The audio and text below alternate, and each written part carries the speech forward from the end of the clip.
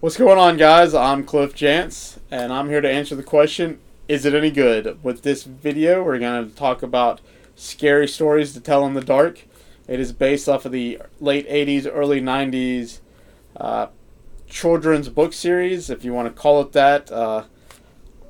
I did not read these books growing up because I, number one, did not like reading until I got a little bit older, and I also did not like anything scary. Um, and then the friends that I have read these books said they can be quite terrifying.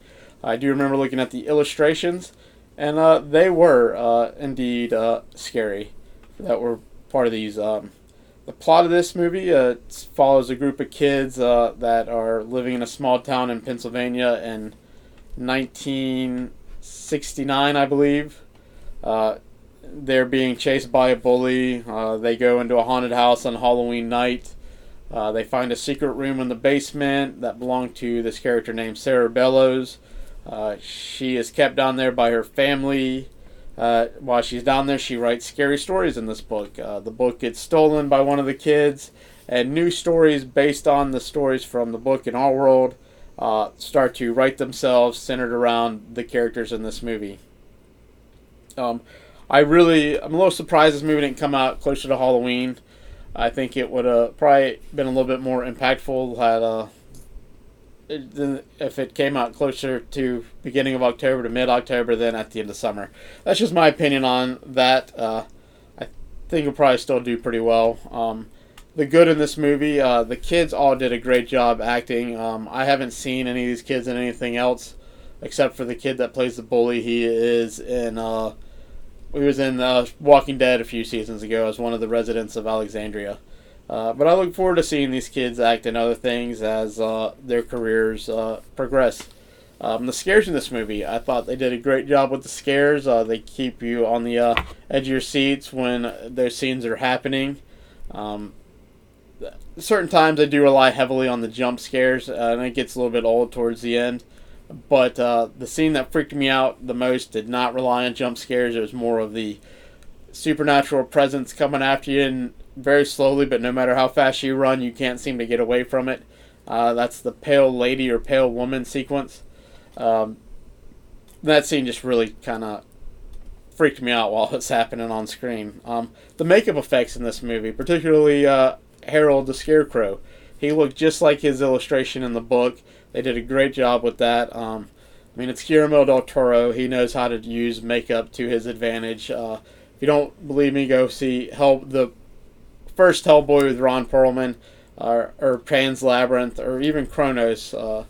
But he knows what he's doing when it comes to using the makeup effects. He did not direct the movie; he was only a producer, but he still had some say in that. The bad for this movie, it follows a very generic formula that's being kind of overused right now. It's a group of outsiders being chased by a bully, and then they all kind of have to come together to figure out how to defeat this supernatural force that's going on in their small town. It's just something that's getting overused and nothing new. It's not particularly bad. It's just nothing new with that. The CGI in this movie is very cheesy. When it's being used, you can tell.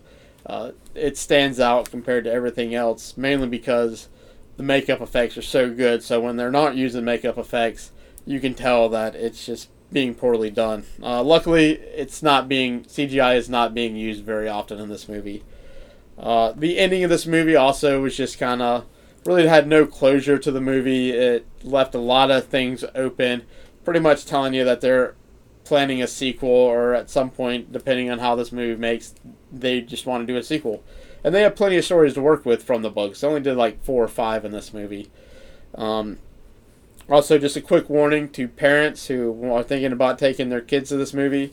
Where Goosebumps a few years ago came out, it was more on the PG side of PG-13. This one is definitely pushing the R side of PG-13 with some of its scares and just overall creepiness and gore factor. So I do not recommend, if you have kids under the age of 10 or 11, I don't recommend taking them to this movie. Definitely younger teenagers or preteens probably can handle it, but younger kids definitely cannot handle some of these scares. Conclusion though, I thought this movie was very fun. The scares were great.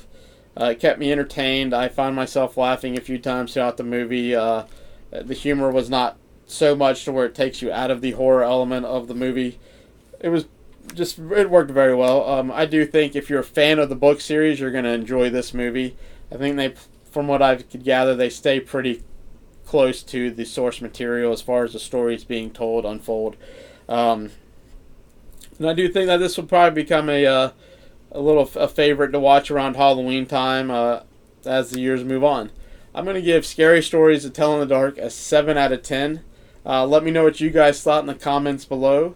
Like and subscribe to the channel. I'm Cliff Chance. Is it any good? Thank you.